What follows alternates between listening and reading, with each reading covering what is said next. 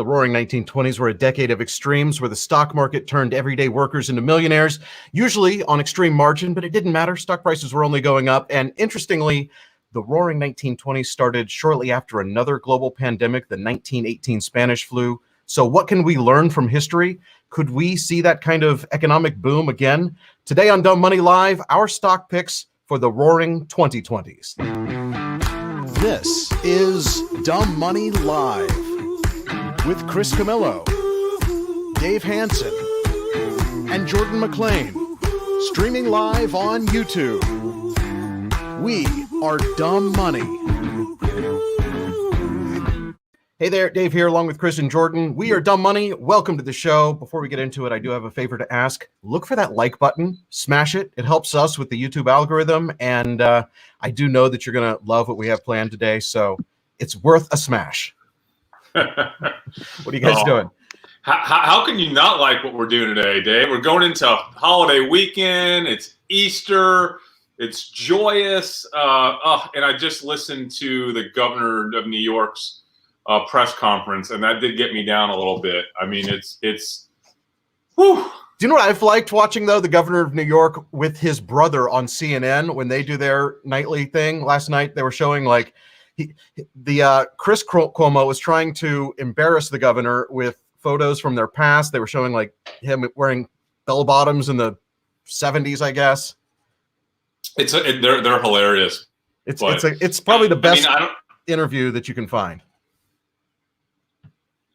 So listen, this is the dark week, right? This is the week they've been telling us about for a long time. This is the week when I think the number of deaths in the U.S. really starts to climb and peak in terms of our daily numbers. And it's horrific. The way they've been showing those faces of real people, it really humanizes it. And we can't forget about that. Unfortunately, we're in a position where we have to invest. We have to look into the future. And a big part of what we've been preaching before this all started. Remember, before this started, we were preaching, look into the future. You've got to get a step ahead of this. It's a freight train. It's coming our way. It's coming from China. Remember where the market was ignoring it? They didn't care about it. Down 2% by the dip. It didn't seem like something that could come our way. It just seemed like this thing over there. And we kind of were bracing for it. We saw it coming here. Yes. Yeah. We went shorter than we've ever went in 32 years in the market in late February, and it paid off.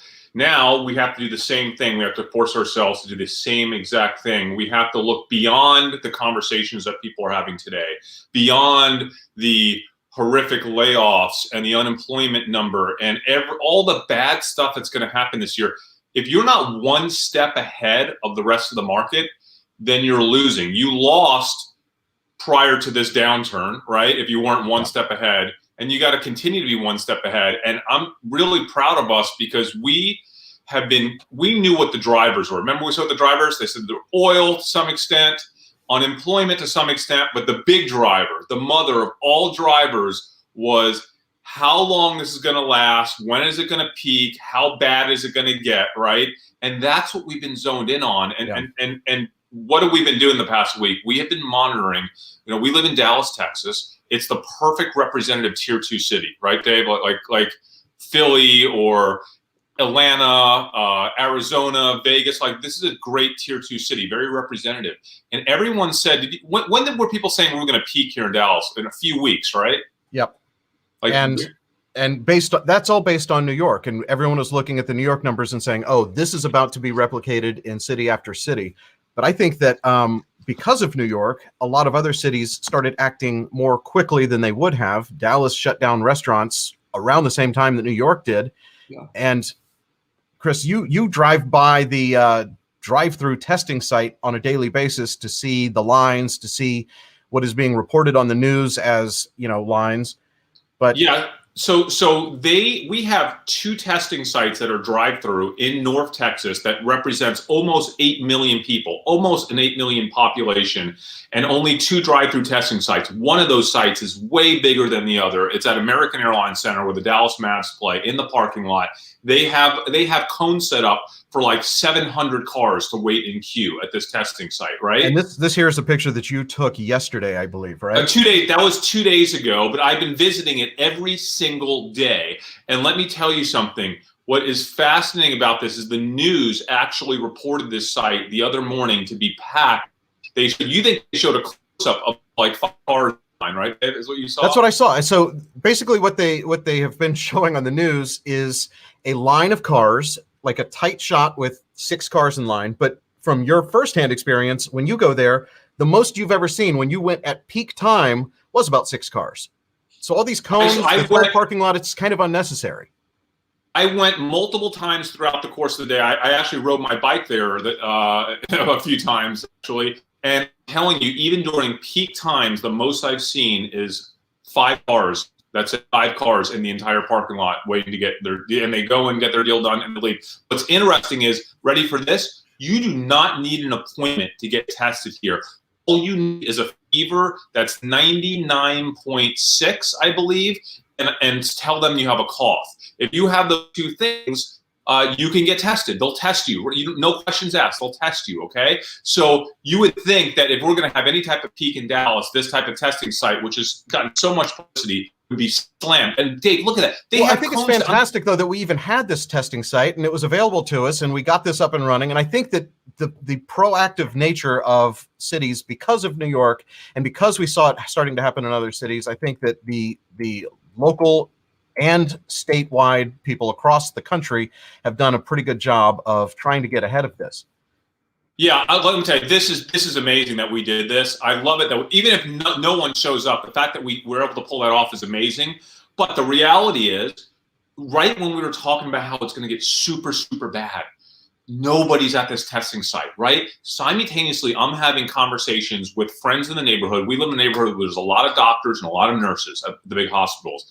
And they are telling us that they were kind of flatlining in terms of new cases. And I even had a few conversations with nurses who told us that they were seeing the number of cases go down day over day. Jordan, didn't you have someone you spoke to? Yeah, my neighbor's a nurse, and she said that their caseload's going down right now. Okay, so this is fantastic, but let's try to fast forward even more. Let's start with a series of events that we think could lead to our roaring 2020s. It's I think a vaccine that is effective and readily available, that would be great, but that's probably way off in the future. And that would be the thing that signals to me the end of all hesitation in the economic activity. But we want to get ahead of that. Before the vaccine, several things can happen along the way. An antibody test, shelter in place being lifted, people beginning to return to more normal routines. Should we look at this in 2 phases, as an initial boom and then a sigh of relief, followed by something even bigger when the country goes into all-out party mode? Well, Dave, sorry, Jordan, go ahead. No, I mean, so short term, right? We don't really have any solutions to this thing. The only real solutions that we've got is Abbott came out with that, 15-minute test, right? And so that's positive for, getting moving again. The biggest problem is we don't really have an effective treatment and we don't have a vaccine. We're probably not going to have one for at least a year. But we do have a rapid antibody test that has, several companies are making. None of them have been approved by the FDA, but the FDA has this new fast tracking where they're going to be able to put it out there and see if maybe you trust the results, maybe you don't. We know that the UK had a problem with their shipment.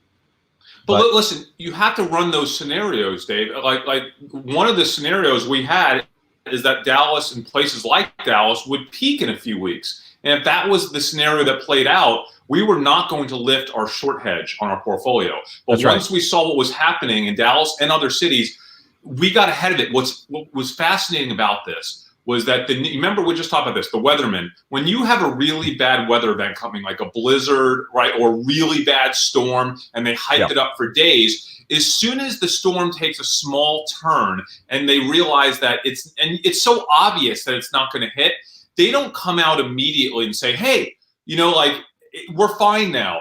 It takes them they slowly start to change the course. And they're like, well, maybe instead of a foot of snow, we'll have 10 inches. And then when in reality it was so obvious the storm took a turn and everything was going to be fine. People are the media is very hesitant to flip-flop, go from here to there, because they feel like they'll lose trust. But the reality is we saw a massive shift this week in terms of what we thought was going to happen and what is going to happen. And we can pretty much owe all of that to social distancing and work and stay at home, right? That's what saved us in this country, right? Exactly. And there's a term for that effect of overhyping something and then the next time people taking it less serious. And that's a problem with the weather. Hopefully people will realize that it is the social distancing that let us get to the point of not having these massive peaks in some cities.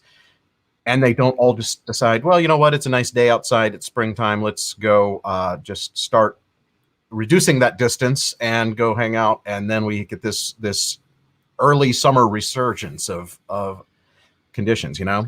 But so that's behind us. The peak is, we all agree, the peak, at least the first peak. We could get a second wave, but the first. That's what I'm saying. We don't want a second first peak. We kind of ducked the peak in a lot of these places.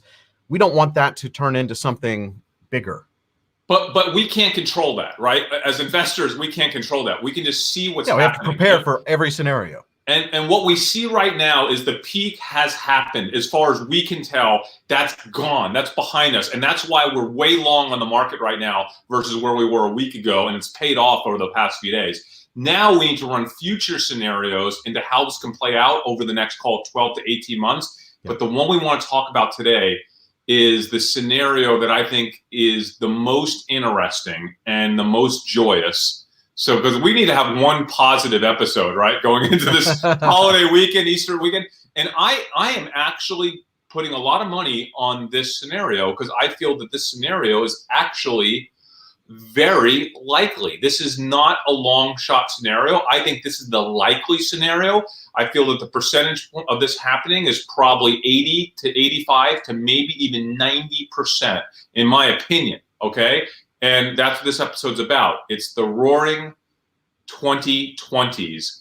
And we have this vision, right? And that it starts essentially the moment that we have a vaccine that is likely to be, Jordan, have you looked at this? Late spring, maybe early summer, maybe early spring if we're lucky, in 2021, next year. If we were hoping to have it by the time flu season breaks out next year, I don't think that's going to happen. I think it'll be post-flu season next year.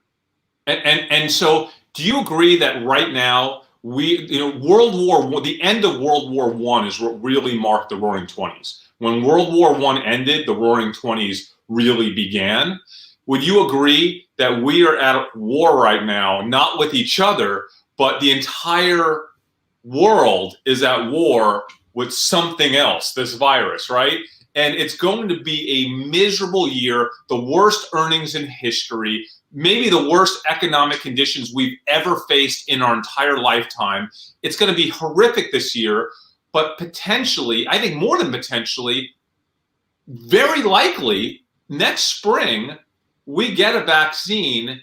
And I think that kicks off the roaring 2020s. So let's learn from history. What did people do in the 20s? What were they buying? They were buying the technology of the day, which was like radios and washing machines and vacuum cleaners and refrigerators. They were buying cars for the first time. Yeah. Do you know why, Dave? Because they were happy. I mean, look, we're all about identifying shifts in culture, shifts in consumerism. Let's talk about what happened before they bought those items. They were very unhappy for a long time, very anxious, very nervous. They put their life on pause. What do we do for the next year? We're going to put our life, agreed, on pause for all this whole year. 2020, life is on pause. Is anyone traveling this year? No. Is anybody like 95%? The TSA said that the scanning of people at airports is down 95%. Most airlines have cut their flights by 90+%. This is not a year of travel, and I don't see travel coming back until there is this one big, vaccine. Guys, is there going to be a single corporate conference where people are partying, even in a business sense, this year ever for their industry sector in Vegas? All the thousands of not one, right? Probably zero for the most part. Is there going to be a concert between now and the end of the year? Probably not even one. Is there going to be a sporting event? Probably not. I bet the NFL likely is a good chance they cancel the NFL this year too. I mean, depending on where we are in the fall, we'll see. I don't think they're going to allow crowds. Even if sports make a comeback where the players get some kind of test before play the game, it's going to be televised, and that's going to be the thing that perhaps these Zoom watch parties and streaming your ESPN that's the new sporting event.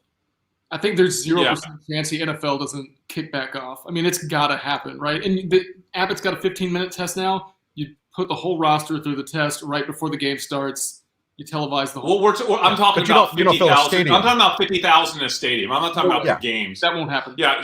So I'm talking about people going to conferences, partying, concerts, stadiums, all this stuff. I think we're going to put our life on pause. You know what happens when you put your life on pause when you're a soft society? Like, we're a very soft, spoiled society, right? Would we agree with that right now, 2020?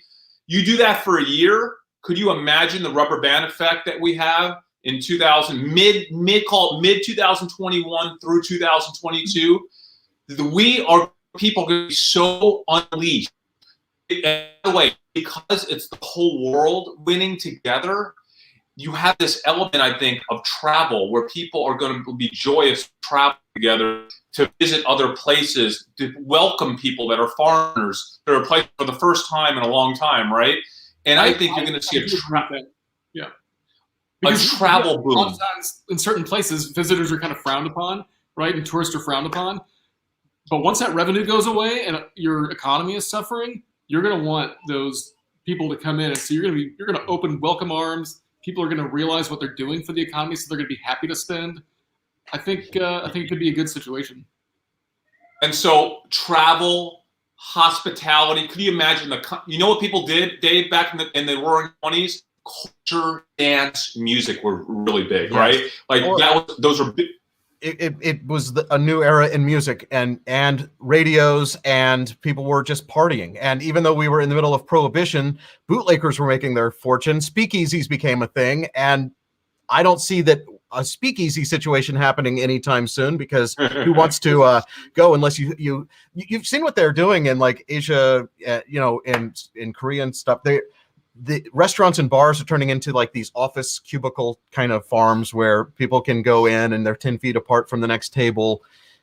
Your restaurant is going to have a hard time until you start putting on dividers, and even before we have a vaccine, you're going to probably open up. They're going to lift the prohibition on restaurants, but you're still going to have a hard time filling your table. But I don't want to get caught up in that, because I want to see beyond it. Yes, I want to see past that. I'm fast forwarding next. Beyond it. Okay, so this is post-vaccine, people. Post-vaccine. Listen, we might not get a vaccine. I did a lot of research on vaccines over the last couple of days, and it's not a given. It's not a given that we're going to get this next spring. But I think I'm going to throw a percentage out there: 85%, maybe 90%. Late spring, we'll have a vaccine that works. It's not 100%, but that's my opinion. But post-vaccine, fashion, guys, fashion. Clothing, alcohol, travel, music, culture, sports, joyous sports, right? All this stuff is going to come back with a vengeance. I think we're going to start making our predictions right now. You can tell me what you think.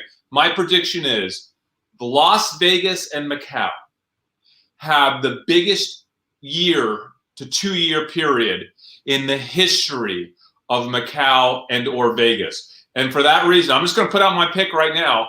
What was my number one short before this all started in February? Before anybody short anything, at $138 a share, whatever, 140 a share, whatever it was at. Yep. I went all in and shorted WYNN Casinos. Okay. I shorted at the very top is when I started shorting WYNN. Guess what I bought this week? I think I bought it at I can't believe how high it is. I bought it at 48, or 48 or 50, I think. 50, maybe it was a little higher than that, but I thought it was a lot. You got in a little before I did. I got in at I have to check. I got in at 60.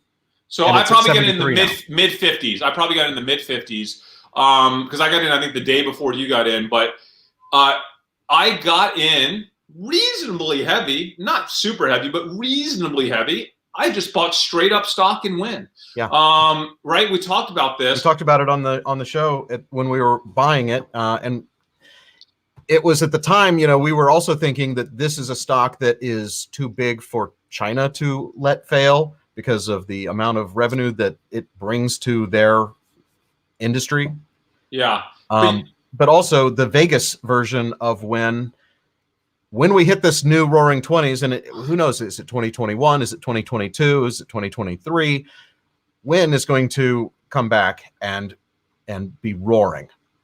Here's the problem, though.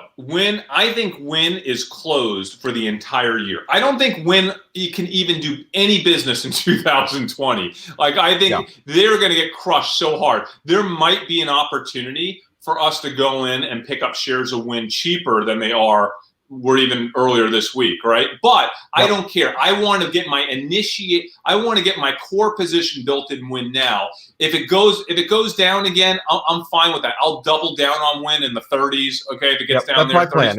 If it gets down to 30, I'm buying more. Yeah. But otherwise, I'm just holding on to my 60s. I do think that they will raise the money they need to raise to survive this.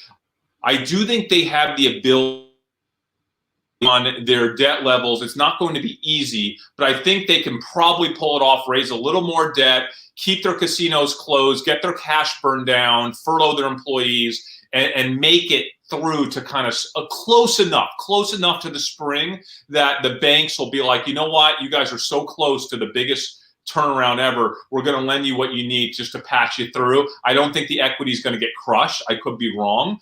And so WYNN Casinos, that's kind of my core roaring 2020s pick. There's a bunch of others. Well, Jordan, I know you have one that I just bought 5 minutes before this episode, way later than you, unfortunately. But what was the one you got, Jordan, that we've talked about?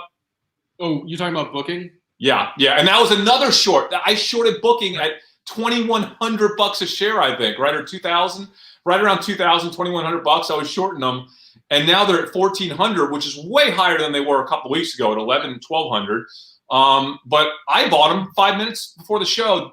Jordan, when did you buy them? I don't know. I'd have to go back and look at my dates.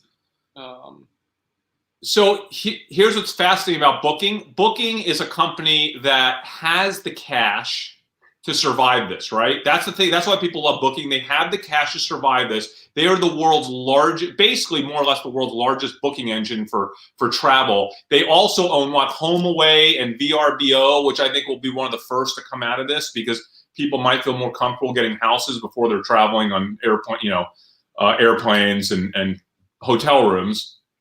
But Booking, I think, I could see them trading well above 2,000 during the roaring 2020s, right, guys? Yeah. I mean, I would see my family would definitely do like a drive VRBO type vacation before we go do a fly, stay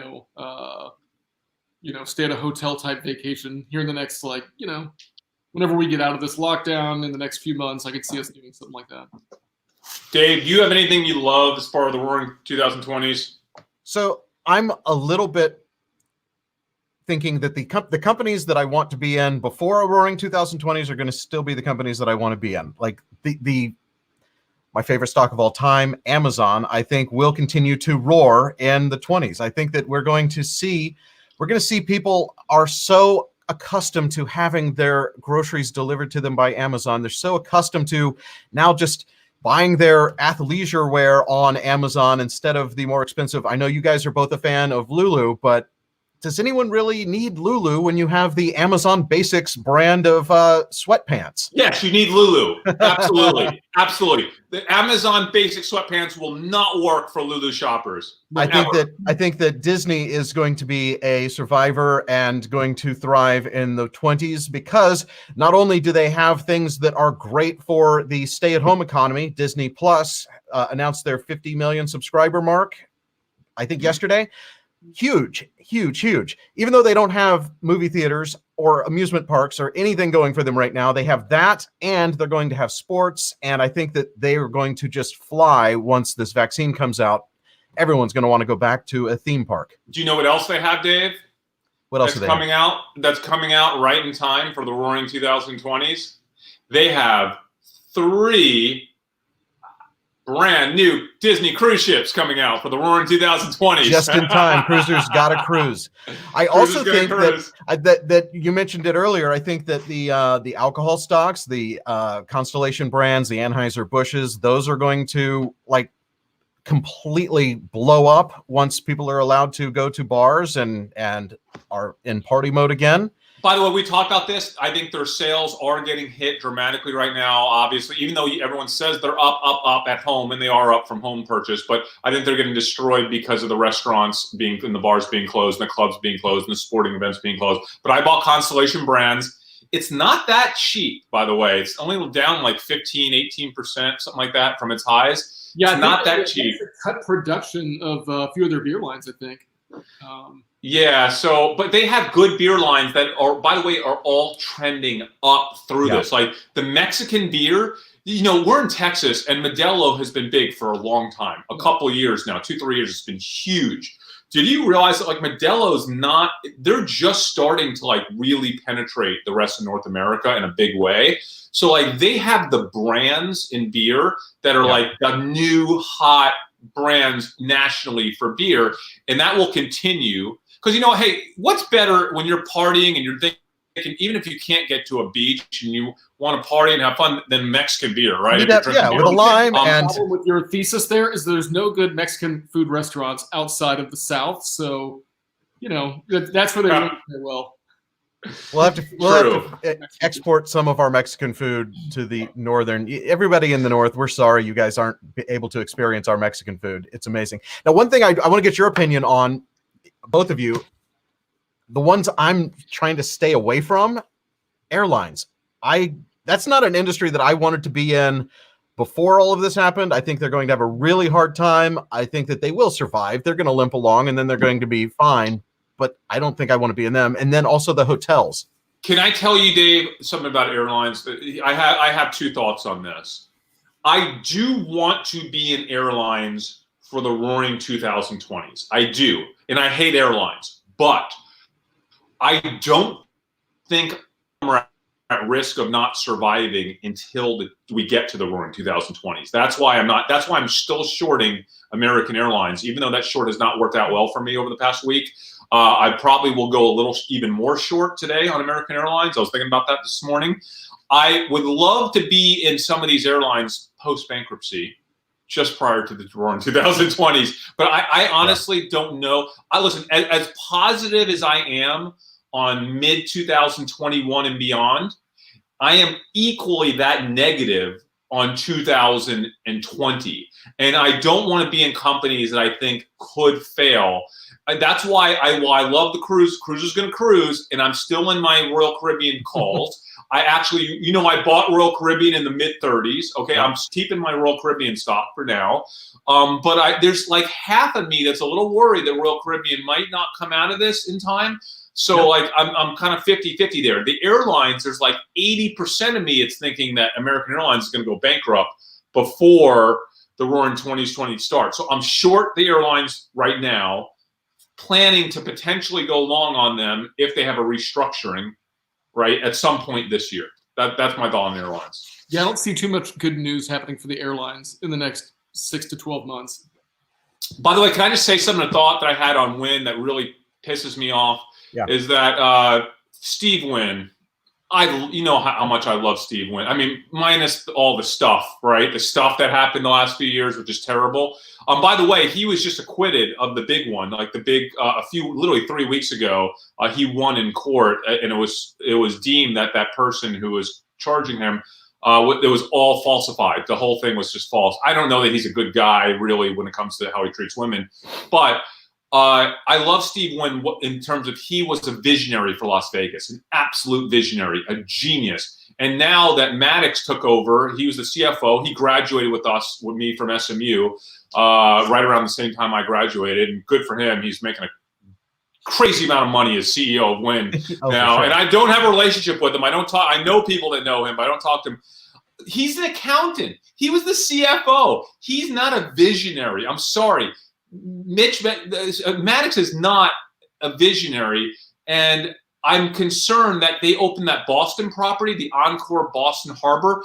I spent hours reading through reviews of that hotel, and people hate it. Like they just hate. It doesn't feel right. They basically recreated Encore in Vegas in Boston, but it's just doesn't quite gel right. They've made a lot of mistakes. It's kind of cold in a lot of ways, and it just doesn't it doesn't seem to be working. The average Yelp review or TripAdvisor review, it's a 3.5 star, or like 3-star, 3.5 star.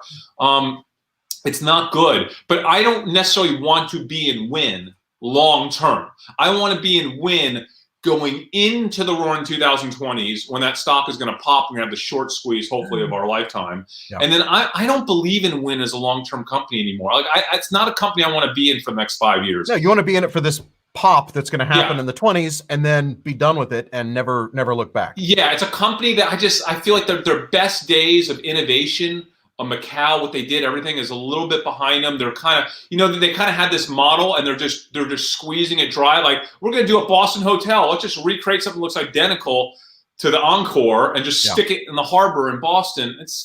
By the way, they own a lot of real estate. This is interesting. People don't realize this. The one thing about WYNN is they own almost all of their real estate. Okay? Do you know what that means? That means that if they need to, if they're running low on funds, they can sell the real estate that they sit on in Vegas and sell the real estate they have. I think they own the Boston one as well. Yeah. And they can generate, I've read, they can generate between $3 and $5.5 billion of cash selling that real estate. Now, then they have to start leasing the real estate from whoever they sell it to, which is no big deal. They'll sell it with a long-term loan, right? A 30-year loan, 40, 50-year loan locked in. But that's interesting because it means they can raise cash if they need to. Let's talk about real estate a little bit more, because last week we were very negative on the idea of commercial real estate, residential apartment buildings. We're actually, and kind of forgot that we're actually involved in that. We own a very small part of a Class A apartment building here in Dallas. And we were talking to the developers of that this week, and their ability to collect rent and how this whole thing has impacted them. We're actually in a Class A building not seeing difficulty in collecting rent, at least in this first month. And so let's talk about what we've done since hearing that Class A is, there still is question. I don't have much information to even base what Class B and C type rental properties would be doing. But if the Class A people are continuing to pay their bills and this continues, and we see that some of these REITs in the rental property space have been crushed, cut in half, we're seeing that those dividend yields have doubled. Yeah, Dave, just so you know, like they must have 350 units in that building, something like that. Yeah. And I think they had under 10 tenants that they had to talk to about rent and help them with their rent and work out plans with them. Yeah, I think 90% just paid, and then I think 10 are trying to work out a plan. That's amazing. So guys, it looks like Class A luxury residential, multifamily residential, based on a small amount of research that we have. Listen, the great thing about Dallas is we're a highly representative city. We're not like New York or LA, and we're not a random fourth-tier city. We're fairly representative of most of America. So a lot of things we see here, we can make pretty good judgment calls on them. But if that's representative of what's happening in the rest of the country, Class A luxury rental multifamily might be okay. So what do we buy, Dave? Yeah. You guys bought something. I bought something. So we literally went on Google and we're searching for luxury rental REIT. Like that's how we get started. Just people want to know our methodology. The reality is we Google it. And I found a whole listing of here's a bunch of them, and we start just clicking around and then we dig deeper. The one that I think you got into one, and then we both got into another. Blue Rock Residential Growth REIT is one that was trading around 12, got cut down to 4, and now it's around 6. This is concentrated in Class A apartment buildings. They are in a bunch of markets that are, similar to Dallas. I don't think they actually have any in Dallas, but it seems like the right kind of mix of locations. They have a lot in Houston, some in the suburbs of Dallas, Arizona, Florida, all they're not in the Northeast, right? But they're in all the, what do they call it? They're focused on states that have workers that are, information economy workers, which is great. They're not looking for tenants who are like service workers who are impacted most deeply by this. I kind of liked what I read about them, but to be honest, we have to just, we didn't do a tremendous amount of due diligence here. We're just we're not throwing a lot of money in. It's a very small trade for us. It's a very small trade, but it's the kind of thing that as a speculative trade, here's their website showing some of their properties: Charlotte, North Carolina, Boca Raton, Florida, Houston, Texas, Atlanta, Georgia, Orlando, Florida.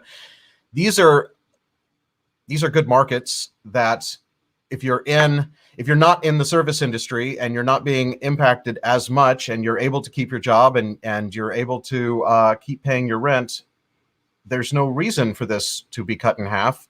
And what did we see yesterday? Their dividend yield is like at 11 or 12. Over 11, like 11.5%. So listen, here's the problem with the REIT like this is they're very small. Yeah. So there's not a lot of stability.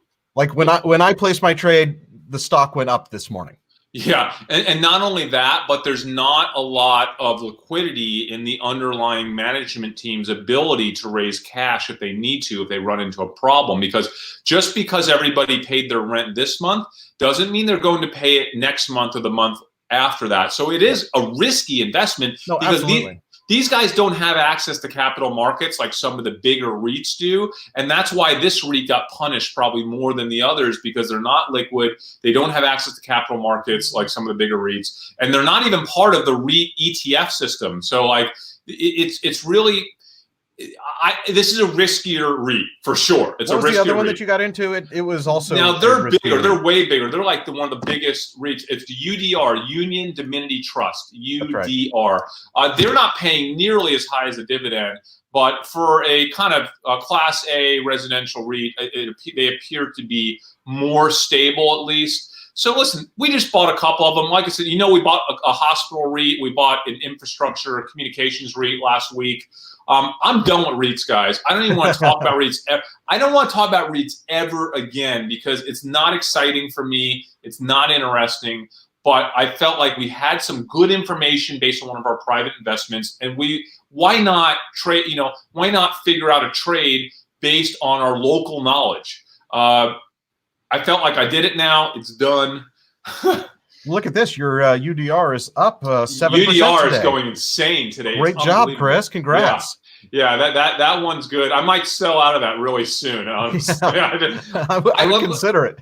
Do you guys listen? I do not want to be in a REIT at the end. By the end of this year, I want to be out of all these REITs because it's not my style of investing at all. No, but I still do like my my radio tower play because I think that's my 5G real estate kind of thing, and I still like that. The thing is it going to grow? Like, are they going to add more cell sites, or are they just going to be using existing cell towers and the existing contracts? So I just don't see growth there. But yeah, if you want something, I think as 5G rolls out more, they're going to have to grow. They're going to have to add more, and they already are positioned well for a 5G rollout. But that's just a technology that's going to continue to expand, and they're going to need more locations. And by the way, because they're leaders in it, they have access to be able to raise capital because people know that they know what they're doing. They already have. See, it's all about relationships. They have the relationships to license those deals. They have a system in place that's scalable. So you're not going to have 100 different communication REITs because these guys actually know what they're doing. They can scale out operations, which is nice. It's a nice 5G play. That was Tower, Dave. Is that the one you're talking about? No, I got into Crown Castle, and I think you were in Tower, right? Yeah. Okay. Yeah. I'm CCI, Crown Castle International, and I'm up. I'm up $3,000 today. Woohoo! So, someone, by the way, someone said where is it? KCC at 1134 said EQR is a good look for Class A apartment exposure. I think I might have taken a quick look at that one. I just didn't spend enough time on this to assess all the different luxury Class A REITs for residential. I didn't. Yeah. The whole process was just, I hated the process of researching REITs. It's like. And you actually started digging into their financials and looking at their balance sheet, and you had a question, and then I dug into their financials. This is not the kind of research we like to do. We are not like analysts. We don't.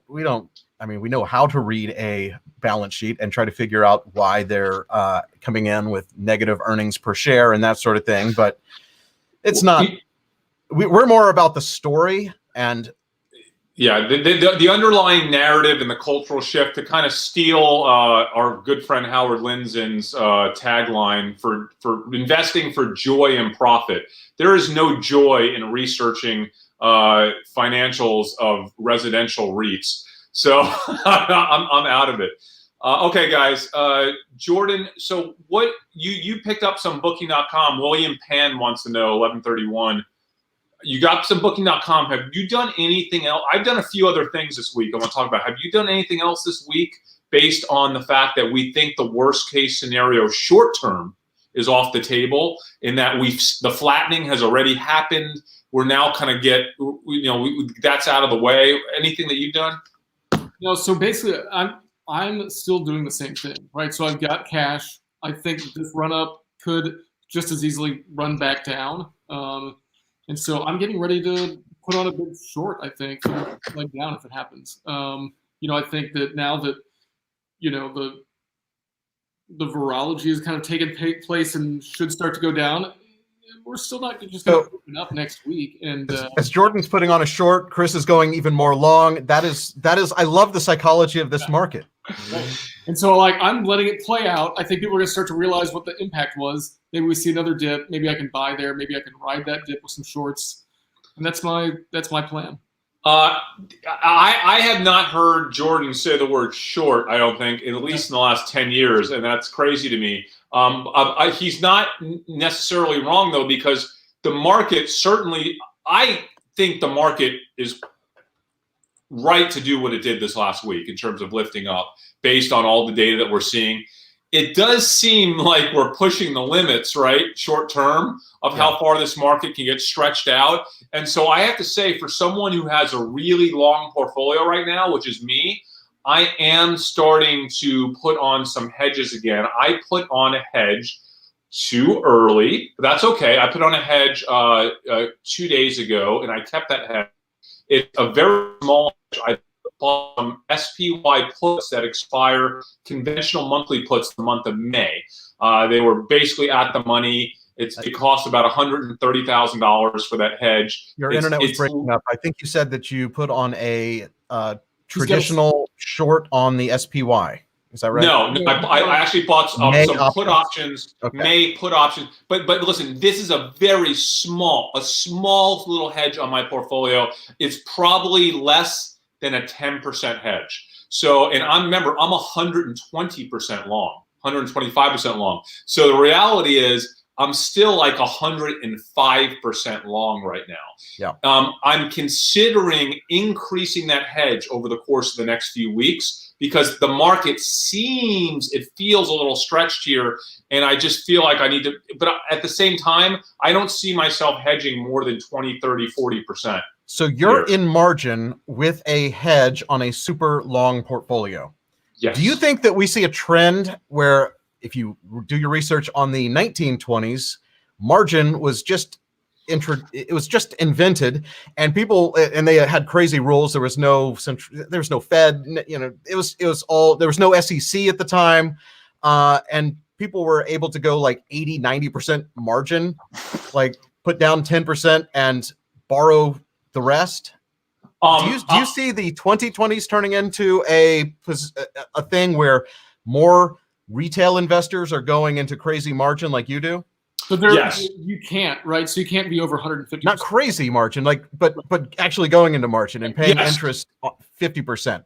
I think that the roaring 2020s is going to come with a period of investing that will push the markets well into new highs. I think a big piece of that is going to be the psychology of investors, knowing that the government was willing to essentially backstop investors. And even in the absolute worst case scenario of a global pandemic that had to shut down the entire globe, the worst case scenario, the market bottomed at, let's call it 35% off its all-time highs. Now, we could retest that and go lower. That could happen. But if it doesn't, I think once we recover, get a vaccine next year, I think people are going to be margining their money, because now that that's behind us, again, the joyous nature of being post-pandemic with a vaccine, being able to travel, investing in innovation and in global economies,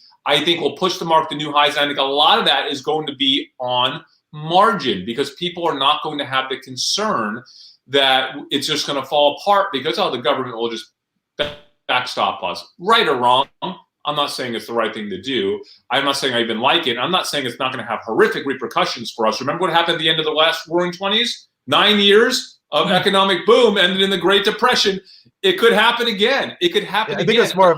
It was the 6 month or 6 year bull market. But yeah, it ended with because 2020 started, or 1920 was the beginning of a depression, and it wasn't until 24 that the stock market started its massive upswing. Yeah, but 1929 is when we had the great crash, and then Crash the real depression hit after that. So I'm not thinking that far in advance, but yes, in the intermediate future, I think we're going to see a lot of margin buying next year, not this year, and that will push us to new highs. Let's just look at some questions. I see that we have a question.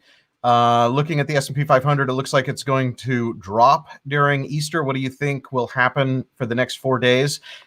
We have a long weekend. I have the perfect answer to that. You ready for it? Yes. You ready for it? I don't know. And it is so refreshing for someone who's in a talking head box on the internet to actually say, I don't know. Because I don't think anybody knows. You can't time the market. We can have some good news. Now that we're starting to see things kind of dip down, I think our potential for a really bad news weekend is, the chances are getting lower. Now, what's that going to do to the market on Monday? Who knows? Yeah, Jordan, that's right. So let's just, instead of trying to hypothesize based on thin air, why don't we do what we preach? Yeah. Talk about scenarios. What are all the scenarios that could unravel over the course of this 3-day weekend that would either cause the market to drop big on Monday or to go up big on Monday? Yeah. And I'm thinking, all right, Jordan, would you agree that, because you're so on top of this data coming out of states and the transmission data and the death rate data, it's almost a known fact that the data is going to get better between now and Monday, right? I mean, something weird can happen, but wouldn't you tend to agree? Yeah, I think anything can happen, but I think the odds are that we're going to continue to see a slow decline. Okay, got it. So that's one of our drivers. The other big driver is oil. We don't know what's going to happen with oil. The rumor is that they reached a deal in this meeting today. That's the rumor, 20 million barrel a day drop in production. But that could fall apart between now and the end of the weekend, right? And if that falls apart, huge negative. That would be catastrophic for the market on Monday morning, right? But what if it doesn't fall apart, and it's probably at this point, it seems like they might be more likely to get a deal done because they kind of have to. That would be a positive going into the weekend. Now, the other thing, which would be our third driver we keep talking about, is the economics of now. Like what's going to change in terms of the economics of these companies that are reporting things, good and bad, and everything in between. It seems like we've got a little bit of that this week, and companies are basically coming out and they have the formula down. And the formula is, we did really good right up until this happened. We were killing it. This happened. We're crushed. We're not even going to talk about how bad we're doing. Yeah, no, we're not even going to talk about it. Yeah. So they're not even going to give the market any reason to punish them because the excuse is there to say, I don't want to talk about it. We're not going to talk about it. We don't have a guidance. We're not doing guidance. By the way, neither is anyone else, so you can't blame us for that. Yeah. So do you see anything really negative when it comes to the economic conditions of now for companies between now and Monday? Anything more terrible than what we've already seen and priced into the market? I don't see that news coming out. I'm kind of neutral to long. Yeah. And my portfolio is 100% long. I don't have any short hedge right now. Yeah, look, okay. I'm not buying a short for over the weekend unless something crazy happens in the next 3 hours. But like I said, I'm just sitting, waiting by in case something happens, next week or the week afterwards. So can we dig even a little bit deeper? There is one scenario that I think could be a huge negative that could potentially pop up, and that would be this keeps me up at night. China, in the event that we start to see, I already saw one little rumor of a small city north of Wuhan that is closer to Russia, where they supposedly had a little tiny outbreak that they're trying to control right now. We could potentially get some early signals of a little tiny outbreak in China that could freak out the market. I don't think it's going to happen over the next 3 days, but it could theoretically. And that's something that we need to look out for. We need to watch out for, because that would be for the market, right? Did a new unemployment number come out today? I see Ron Jones. It already came out. Already came out. I think it was million. just over 6 million. Yeah, 6 million-ish, right? So done. I mean, it's done. I think the market expects unemployment to just keep going up. It's I think kind of priced in. Yep. Agreed.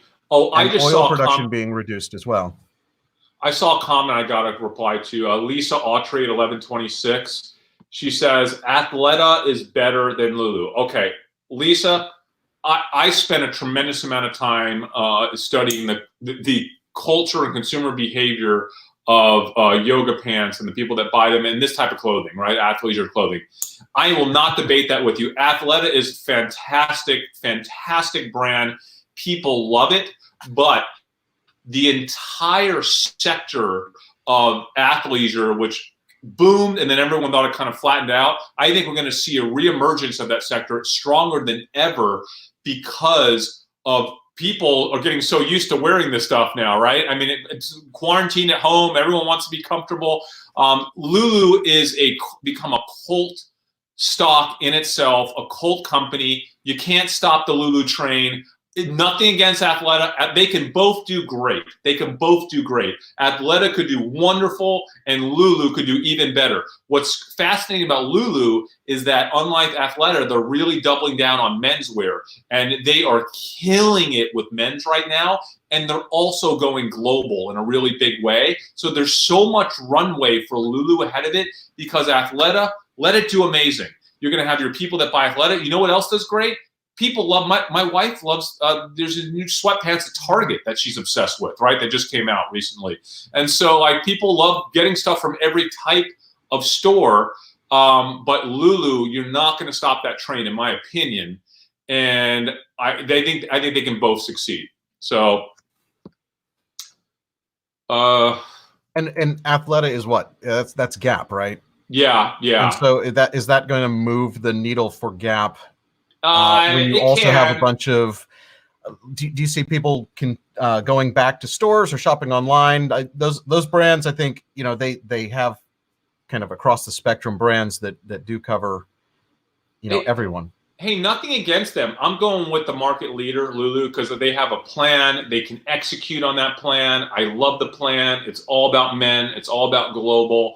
I think they're going to kill it the next 5 years. Hey, Athleta's. I buy my wife Athleta. I buy myself Lulu. Yeah, there you go. All right, prove my point. So, by the way, Jordan, and they could both do great, right? They could both do great. So, what else you got here, guys, in comments? I want to talk about, at some point, I want to talk about Amazon a little more. Oh, here's So Lulu has recovered more than Gap. Just by the way. Yeah, because Gap is a lot more than Athleta, and Gap has some other issues. I think they rely more on in-store visits. I think to some extent, Lulu people are so passionate about it, they'll go online and buy it. They'll get it. So, can we just talk a little bit more about Amazon? Because I know we do this every show, guys, but Amazon earnings are coming up, and I think 2 weeks away now. We had a subscriber who tweeted at us. He's been pulling G-trend graphs, which are really cool. Like he's going a little bit deeper than we've gone on the show. One of the things he's pulled is a G-trend graph of like Amazon login, which is Amazon login's a good one, guys. It's a good one because it's people that are actually looking to log into their Amazon account. It's pretty consistent with just the standard Amazon tag of Amazon. But man, the search traffic on Amazon is so insane right now. Even the search traffic on AWS, it is. I think they're going to crush it at earnings in 2 weeks. Okay, absolutely crush it. So here's Nolan's tweet. Yeah, and here's the screenshot that he sent us. See if I can make that bigger for you guys. about as big as it And gets. so remember when I doubled down on Amazon a couple months ago, and then I tripled down on Amazon like a couple weeks ago? Well, I have now quadrupled down on Amazon pre-earnings. I did it in a How do you even do that? That is so expensive. Well, no, I'm doing it in a way that costs me a little less every time. So I doubled my Amazon shares. That's expensive. But then I have the 1,800 calls, which is a lot less expensive. Mm-hmm. I bought the 2,000 calls, which were pretty cheap. They were like $45 or something like that. So I bought, 100 of those or 10 of those. It's basically almost $50,000. But it is a lot less than buying $2 million of Amazon stock. Okay, so basically for $50,000, you get $2 million of stock for a week. Now I bought it back to our olden days of trading when we used to buy way more stock than we could afford using options. Yes. Now, granted, I need Amazon to go up $20 for me to break even on it, but okay, it's gone up $10 since I bought it. I need to go up another $13, $15. But I think I bought it at the expired, which is interesting. It was too expensive to buy the ones that expire after earnings. My thesis, right or wrong, I hope that people are going to start to get conviction in Amazon pre-earnings, and maybe we get a drive up into Amazon earnings, in the week prior.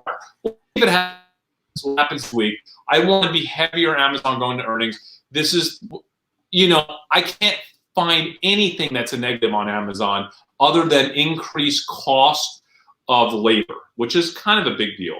But I have a portfolio company, as you guys know, that's a private company that sells products on Amazon. There's a whole bunch of companies that they have that sell products on Amazon, okay? And we got a report this week basically showing that their sales on Amazon, and I don't believe they sell any CPG, they don't sell any like food products, are up over 50%. So and that's in a month. So if their sales are up over 50%, just selling a bunch of products on Amazon in a month, like month over month, to me, that is a really strong signal of just the e-commerce business that Amazon is doing. Now, I also want to highlight one other data point, and that's Costco. What news came out today to make Amazon down when the market is up? Or is it just... I don't know. I know Bezos was going touring factories with a camera behind him and Whole Foods. I didn't see any news. I checked it this morning. That's not a meaningful move.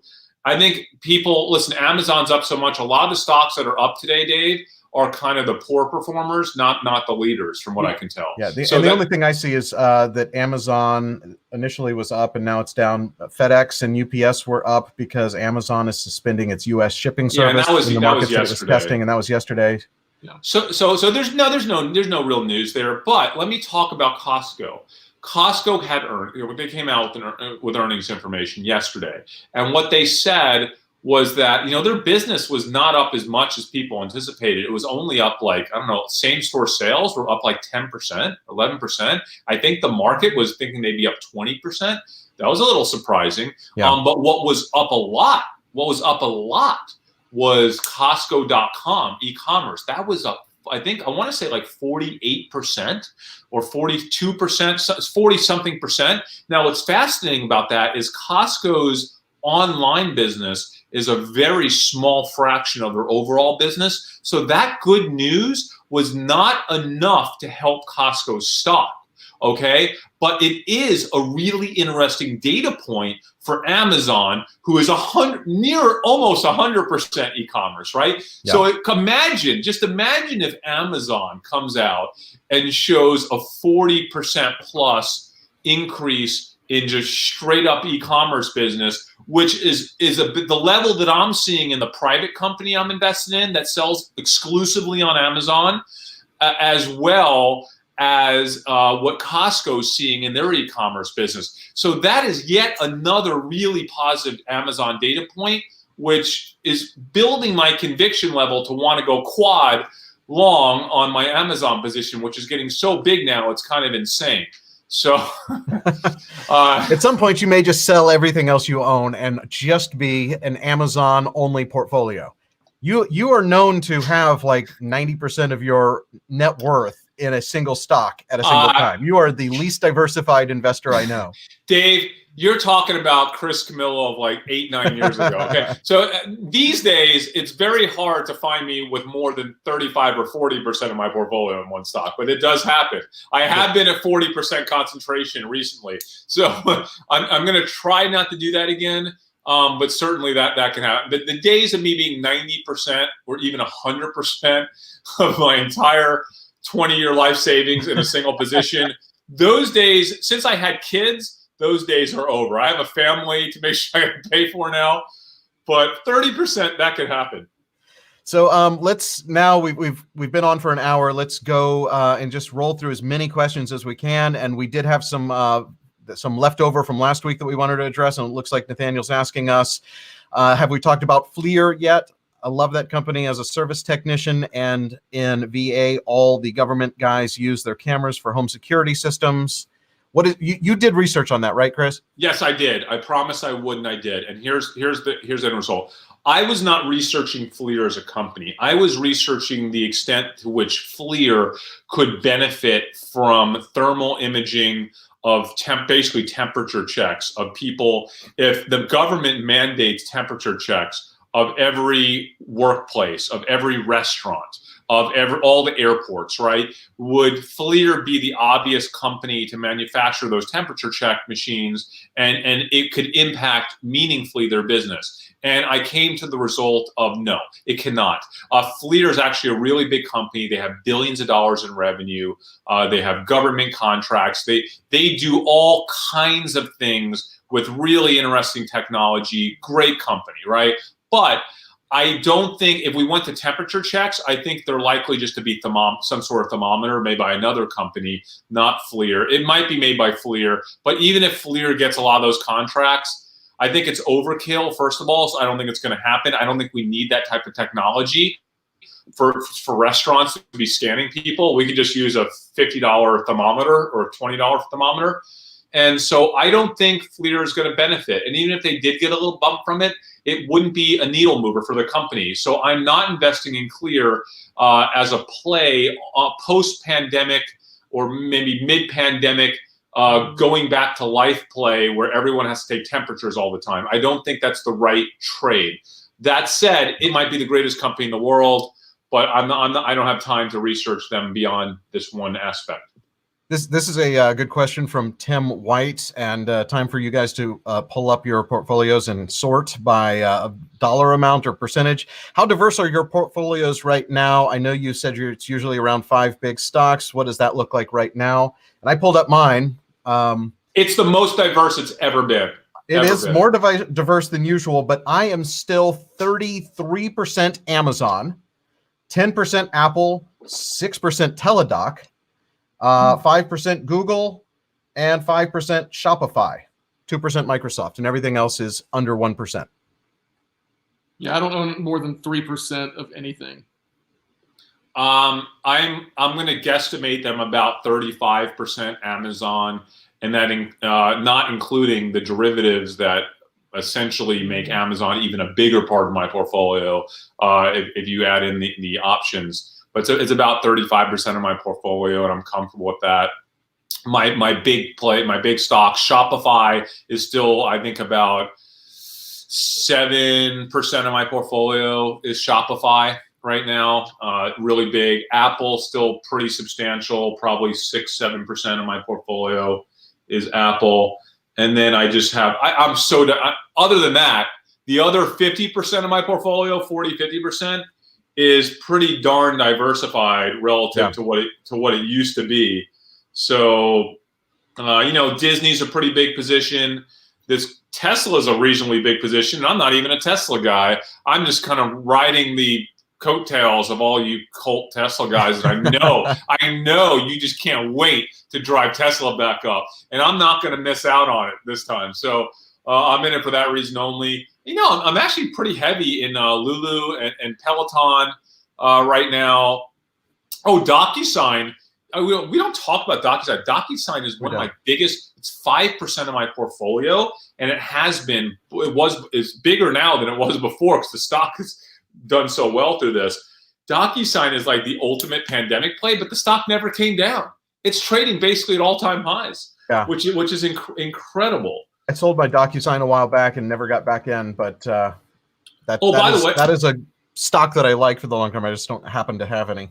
Apple's like 14% of my portfolio now, bigger than I even realized. You know a stock that I'm in that I bought for a pandemic play that I think I might sell is Starbucks. I mean, it's done really well. I bought Starbucks a few weeks ago at that low, but something that I saw was really worrisome to me. And so Starbucks is open most of their stores in China, okay? But since reopening, their business in China is only up like 40-something%. So I'm starting to think maybe Starbucks isn't, because Starbucks is trading really high right now. They're not even down that much from all-time highs. What's the value risk? It's not a risky trade, but is that really where I want my money? If Starbucks reopens at some point this summer and they're off like 60% of their business for the rest of the year, shouldn't they be trading at maybe a little worse than 20% off their highs? I don't. It's just it's not one that excites me at these levels. Yeah. So I might, and then we have our REITs and stuff like that, and I got a little Google. So another, I think, interesting thing, because the three of us are very different in the way we trade and the way we allocate our portfolios, and Jordan and I were talking about this before we went on the air. I think it's interesting to see how much cash we each have. So I am about 25% cash. Jordan, 33% cash. And Chris, minus what percent? How much in margin are you?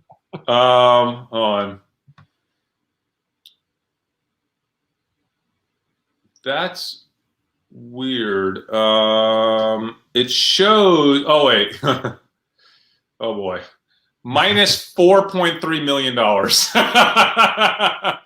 What is your interest? You did negotiate a lower interest rate on your margin, but how much is that costing you a month? Boy, that has really crept up. I didn't realize that until I just looked at it. By the way, I got to reassess things after the show today. You're going to do some rebalancing. Interesting point from Ross Robinson. Local Costco has non-food stacking up. The profit there is driven by membership. Post-panic buying, I don't see people queuing up to sign up for memberships at Costco. That's an interesting thing to think about with that stock. Nolan has commented. As soon as I clicked it went off my screen. These comments move so fast. Okay, my Google. So he's the one I believe who tweeted us earlier. He's in he's basically a marketing company. He helps businesses with their online advertising. He says his Google ad clients are seeing small year-over-year ad spend increases, but Amazon ad spends are up well over 50%, sometimes 100%, because Amazon is amazing. I'm so glad to hear that. What do you guys think about? That's great intelligence. That makes sense. I mean, might as well advertise on the one place that people are going and they need to go. What do you guys think about about designer brands like Ted Baker? And designer brands in general, luxury brands. Are we thinking that this time at home is when people are just sitting online on the Balenciaga website saying, yes, that $9,000 headband looks amazing, or are they cutting back? Let me address that. You know, I love my fashion trades. I'm that's why I picked this comment. I'm obsessed with fashion trades, guys. It's been a big part of my trading history. My thesis here is that, fashion changes, right? So I don't think people are going to spend a lot of money on kind of designer fashion stuff because they might not get to wear it out until it's no longer, while it's still on trend, right? So we don't know what the trends are going to be yet for next season. I think no one's going to buy what's in fashion right now if they can't wear it for 5 months or 6 months, because then they've missed the entire season. It just doesn't make any sense. So I would not, personally, I want nothing to do with any of those. Now, Lululemon is like Not even. And by the way, Lululemon's going to get crushed right now. We all know that their sales going to get crushed, but the stock is down so much, it's kind of accounted for that. I don't. It's less about fashion at Lululemon, right? It's less about that. You just want. Right? So like they're a fashion brand, but also you can wear it around your house, and it's probably what. Yeah. I'm staying away from the fashion stuff right now because there's no runway shows right now. I mean, there's no nothing. It's no like, and plus the fact that stuff is generally a little bit more formal. It's a little, and no one's going to those types of occasions right now. So yeah, if you want to have something nice, you're just wearing it from the top up because all you're doing is Zoom conferences. Yeah, no one's hitting the club, guys. No one's hitting like nice restaurants and like showing off their fashion, or no one's going to events, by the way. Most fashion is for events, whether it's local events, parties, like none of that is happening. So there's a little conversation going on in the chat about RVs and campers. Is that going to be a trend when people want to travel, but they don't want to interact with people? Campers, RV, so. Polaris, Harley. We'll try to unload those things right now to raise cash. Get a flood market of some of those things. That's a good point. We had that private investment we're in, RV Spot Finder, with the largest. They connect RV parks with technology, and it's been a little slow to grow. So I would love it if RVs came back. Oh, look, Ask Sebi is watching. Hi, Sebi. Awesome. Hey, man. So good to have you on. That's awesome. Brian Cruz wants to know thoughts on car insurance. Initially thought they'd be profiting. Turns out some of them are giving back their premiums. I know, Chris, we've talked about this. Your thoughts on the Allstate Give Back program? Some hot sports opinions here. So this is when we're not taping Dumb Money. We're like at war with each other over text chains with our other buddies, and like one of our buddies, basically, or Jerry, was it Jerry or Terrence? Terrence. Yeah, they were like, dude, I'm an Allstate customer for life. I just got a free check. And I'm like, and it worked. And it worked. Yeah, I don't think that he even knew that it was coming. I had read the news story the day before. They're giving back a small amount as a publicity stunt, and they're still going to be very think profitable. About how much money they're saving by not having any claims come through right now. They might, dude, you just throw a little of that cash out, and then $600 million is nothing too. You're on, Yeah, you know what, guys? I think, Allstate, I mean, it sounds, is there any negatives? What's that stock chart look like right now? It sounds like it'd be a pretty good investment. I haven't researched it. No. It's on my list of things to do. You want to see which stock chart? Allstate. By the way, it wasn't just a good publicity stunt, it was a great one. And oh man, it's hard to buy them at 100, isn't it? After seeing them down there at 70, But then again, I mean, they're not going to have claims for like another 3 months. And you know what? They got ahead of the problem. And like no one's demanding more money from Allstate because they got ahead of it and they just did it on their own. Yep. And they kept people happy. When's the last time an insurance company has done something positive in terms of marketing, like that's real? Where you at least felt happy about it, even though you're still overpaying for what the amount you're driving compared to the amount you're paying for your car insurance doesn't make sense. Yeah, I mean, I don't know, guys. I think Allstate will probably continue. It's probably not a terrible investment. It's just not. It's not one that's I'm looking at right now. What you got another 20% there, potentially 25% if things go well. Is that what you're looking at here? Yeah. To get back to normal levels. Yep. That's the way. But is Allstate a company that I really want to be in, even post pandemic? Probably. I don't know. Probably not, because isn't the concern interest rates? We talked about that.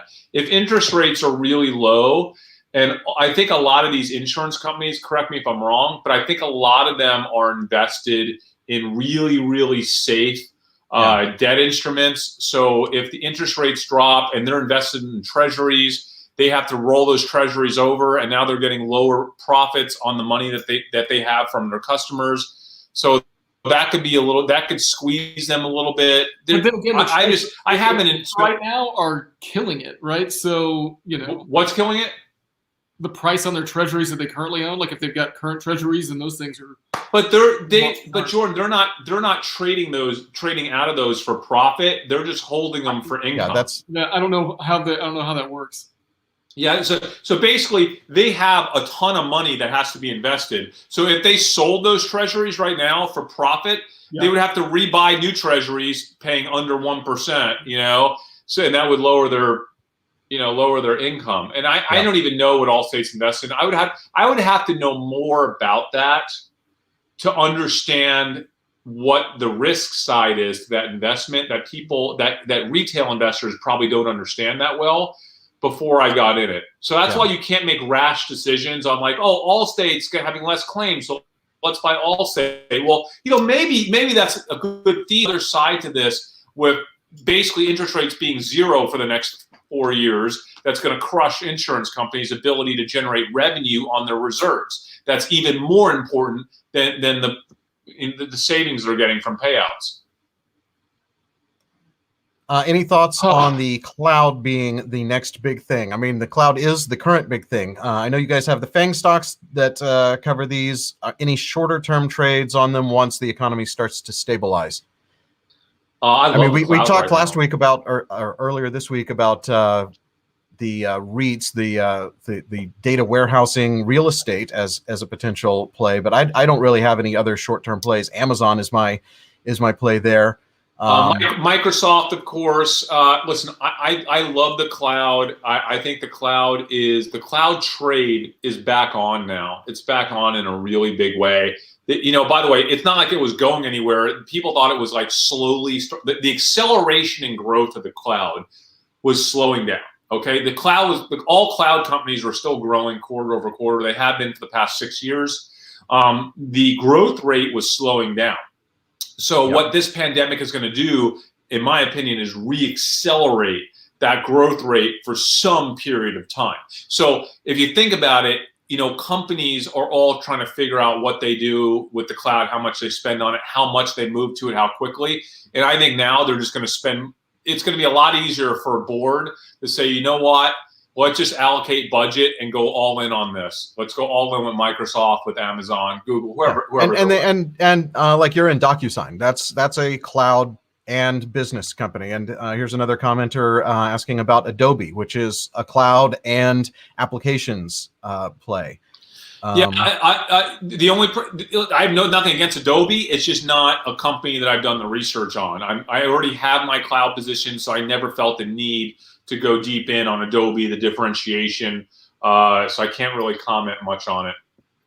And Sebi is long. He's been long a Shopify since it was at 27. I have too. I've been in Shopify for the longest time and super happy with that. Shopify is the king, man. They are the king of this movement right now. And I'm telling you, like, I feel so good about Shopify. That said, I mean, they're going to lose some small business, potentially some small business money, but I love it. I love Shopify here. I do have an issue. I have that trade on Square. And, one of my older employees who headed up sales for us, Jordan, at Ticker Tags, Trishel, reminded me that they have a pretty big loan portfolio to small business. And so I really want to do some more research on that loan portfolio, because that loan portfolio could get crushed. And it might be the thing that Square investors are not paying attention to. So that's something I'm going to research further this next week. And I might get out of my Square trade if I feel that that's too much of a risk. I saw an interesting thing in the news about billionaires giving money to the cause. Jack Dorsey is giving 28% of his net worth in the form of his Square stock. And the second he did that, $1 billion. The second he did that, I was like, oh, he's going to get ripped so hard. And he did. And most of the tweets were just ripping him for, it's all about the tax write-off. It's all about this. You shouldn't even be a billionaire. Billionaires shouldn't even be allowed in this world. I mean, you've seen it over and over and over again, right? So he's putting it into a charitable trust so he doesn't have to pay any taxes on that. But he's not getting any of the money anymore. That billion. Yeah. He's giving away $1 billion that he will never see. Okay, the truth is he's giving away less than $1 billion. So he would have had to pay close to $500 million in taxes on that money, or not really. Let's call it, whatever it is, $350 billion in taxes. Now he doesn't. So he's giving away $650 million of what he would have had. And also beyond that, I think he maybe also gets some other tax advantages, but still, he's still giving away losing hundreds of millions of dollars that he could have had for himself. So good for him. Good for him. I give him credit. I love it whenever these guys do this, and most of them, Zuckerberg does it, right? Yeah. I mean, Zuckerberg, Bill Gates is the ultimate. So far has done, at least what I saw, 25 million, which is 0.04% of his net worth. Bill Gates gave 0.1% of his net worth, $100 million of his $100 billion net worth. No, but Dave, that's not fair to Bill Gates, because Bill Gates has given away essentially all of his net worth. So Bill Gates, he's giving away 99%. I'm with you. Bill Gates is literally, he has no nothing going on in his life other than trying to give away his money in the most efficient and beneficial way. Jeff Bezos is giving 100 million. Oprah gave 10 million, which out of her, she's way lower net worth than Bill, Jeff, and Mark. So way to go, Oprah. Thanks for that. So, by the way, there's an awesome concert on Monday. All these celebrities, these musicians are doing a concert Monday evening, and it's from their house, I guess. It should be pretty cool, though. Comedians are doing it. They're not going to ask for money, I heard. It's not, no one's asked to donate. They're just doing this for entertainment. Pretty cool. It's great. I love that stuff like that's going on. Some people making fun of Jordan's conservative position of 100% cash. Clearly the most conservative. He's not 100% cash. No, he's not. He's only 30, a third in cash. Yeah. Which is too much. I need to get it to work. Trust me, I know. Am I insane? Do I need to pull back here on my position? You're always a little insane. When people Tim say, White's asking if I intend to tolerance, so you know what you should do. You've been winning, so I don't know. Whatever you're doing, we should all the three of us should all get on your playbook here. So yeah, Tim White wants to know if I intend to stay 25% in cash. No, I want to be 100% invested in the market. It just now is perhaps a great buying opportunity. My plan is to just slowly continue to buy more stocks until I'm 100% invested. But I don't feel like, picking a day and saying, this is the day I'm all in. I'm more of the I'm going to be dollar cost averaging, if you will. And if it continues to go down, I'll be getting in at some lower prices than today. If this rally we've seen is not a bull trap, my real thought is that we're kind of in a long-term bull trap, that we're going to be just maybe going sideways to up to down for a little bit before we see the real roaring 20s, what this episode's all about. And we'll see that probably 21, 22. The volatility is so high. I could see, just as much as we've been going, 300-400 points up every day, we could be doing the same thing to the downside in the next week. So I'm just waiting. Yeah. All right. I know you guys say that, and listen, I'm not. I don't love the words like bull trap. I think this is going to be news driven. I keep going back to it. It's going to be news driven, and something has to pop this bull run here. I think there will be profit taking. I think remember when we had that big rebalancing that caused the market to pop up? You realize now we're going to have the opposite happen towards the end of this month. We're going to get a rebalancing, and people are going to have to get down. Now. By the way, so last month, people got ahead of that by like 3 or 4 days. Yeah. This month, I'm just going to assume people are going to get ahead of that by like 6 to 8 days. So if we're flat right where we are going into the end of this month, like 6 to 8 days before the end of this month, I am hedging short. I'm going to hedge my portfolio so hard. I'm going to spend a bunch of premium, hedge it that last week, just based on that one rebalancing trade alone, because we've gone up so much now. Isn't that an obvious thing to do? Yeah, no, I'll definitely, and that's where it pays to watch it and be able to just push the pause button, put that hedge in, and then when you see things going up, be able to take it off. Now, you're not going to be perfect with it, but you're going to be able to hopefully protect yourself. Chris, did you sell your Netflix shares? No, I forgot to tell. When I was going through my portfolio, I was literally going to tell you guys that. But I did not. I am 12% of my account, or 11% Netflix. It's a huge Netflix position right now.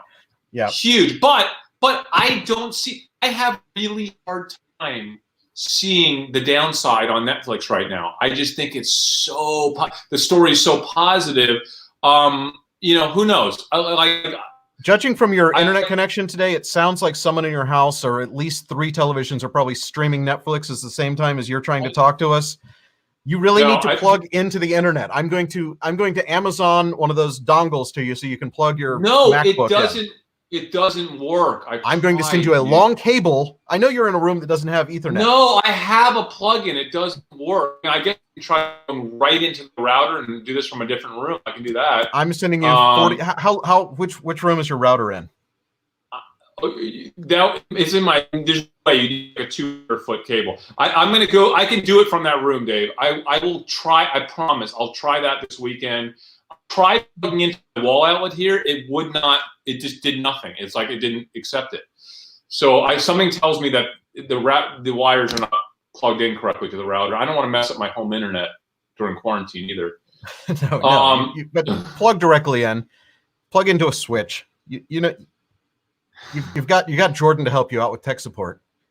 But dude, no, Dave, my internet is fast, right? Like if I pull up an internet connection, my upload speed is really, really fast. So like that's why I didn't think that was the issue. You want me to pull it right now? Well, go to an internet test. Go off the air. Yeah, do an internet test. Share your screen. No, I don't have to go off. I don't have to go off the. What's internet test? What's it called? Speed test. Okay, I'm googling internet test. Google even has one. If you do internet speed test as a Google search, you'll just go to theirs. Okay, I'm going to go to speed test by speedtest.net or whatever. Yeah. Okay.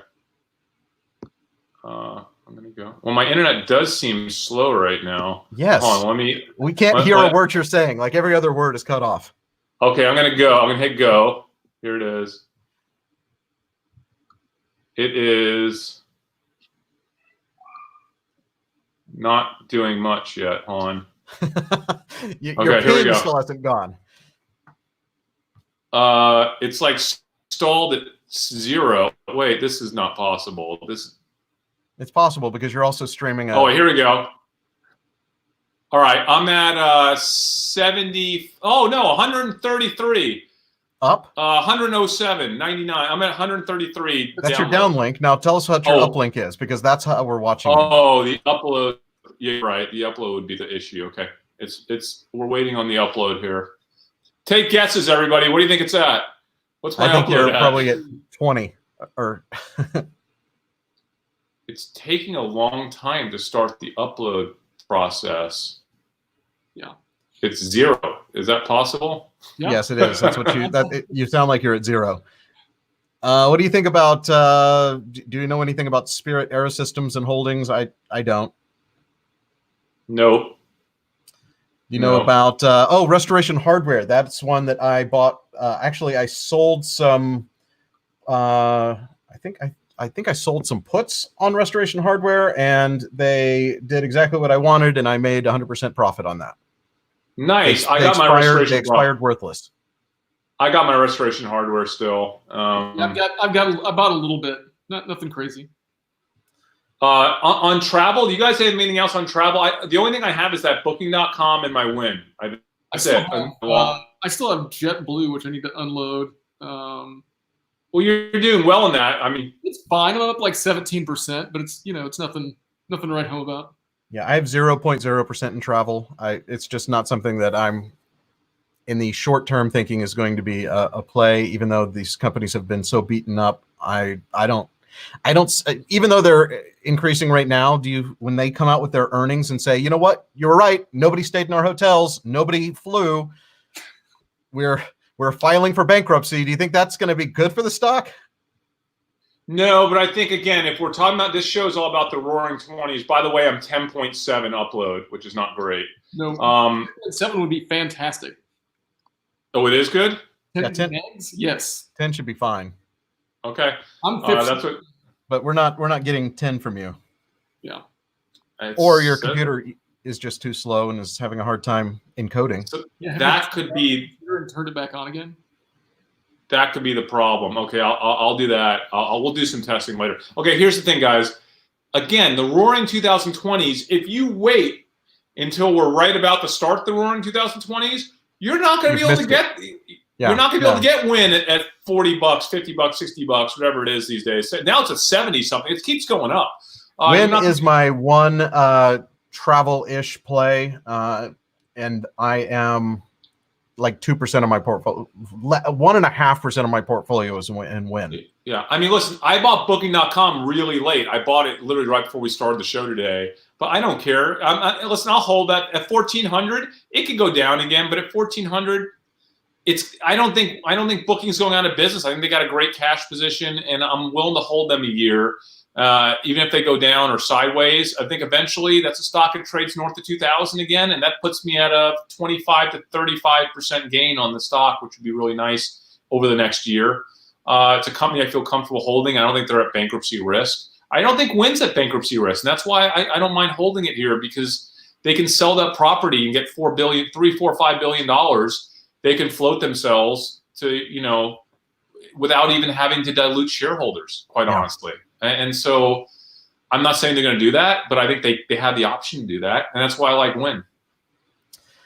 Question here from Lewis. This is about our other Dumb Money YouTube channel, the original Dumb Money. And for those of you who are joining because you saw us talking about stocks, we are also investors in startup companies, and we have a whole YouTube channel about that. It is called Dumb Money, youtube.com/Dumb Money. We have it linked. It's one of the channels. It's one of the channels we follow here. He wants to know what our average amount we invest in a startup is. Yeah. So subscribe to us on the other channel and you'll know. No, we'll answer. Basically, it's anywhere from $5,000. Typically, it's closer to $50,000 to $100,000, kind of probably on average, but we have gone as high as $500,000. And we're talking about per person. So $1 million. Yeah, no, we've invested $1 million in our top 1 or 2 startups before individually. So yeah, most of our investments are 50 to 100K. But we'll invest $250,000, $500,000. We made one recently that was in the low 6 figures. About to make another one in the low 6 figures. A couple more in the low 6 figures here that we're closing on soon.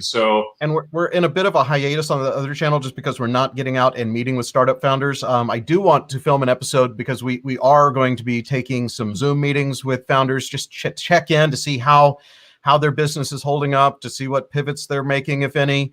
So we're going to put an episode on original Dumb Money channel as soon as we have it. How cool was that startup we're invested in? Remember that they make the machinery for sorting cannabis trim, and now they're basically becoming a co-processor for cannabis producers out in the West Coast. And that was a great update, and we need to bring that whole company to our audience because it's a fascinating product, and the way that they've been able to, we got in super early, and the way they've been able to grow is great. Yeah, we're invested in almost roughly 60 companies, startups now, and we will invest in another dozen or so this year. And somebody asked how they're doing. I don't think we haven't kept up too much. I think we've done some checks on a few of them that have larger. We've got larger investments into, but I assume some of them are doing really well, and some of them we're getting some more email updates. Yeah. It's really hard when they're probably scrambling to even keep their operations going. So it's hard. We understand as former founders and operators ourselves, we know how hard it is to give your investors updates when you're in the middle of trying to keep your business running. So but I do want to do a video check-in with as many as we can. Hey, no, agreed. We're going to start producing episodes as soon as we're out of quarantine, guys. We just can't really do that while we're in quarantine. It's too difficult and it's not safe. By the way, I feel like I have a sore throat today, but I think it's allergies.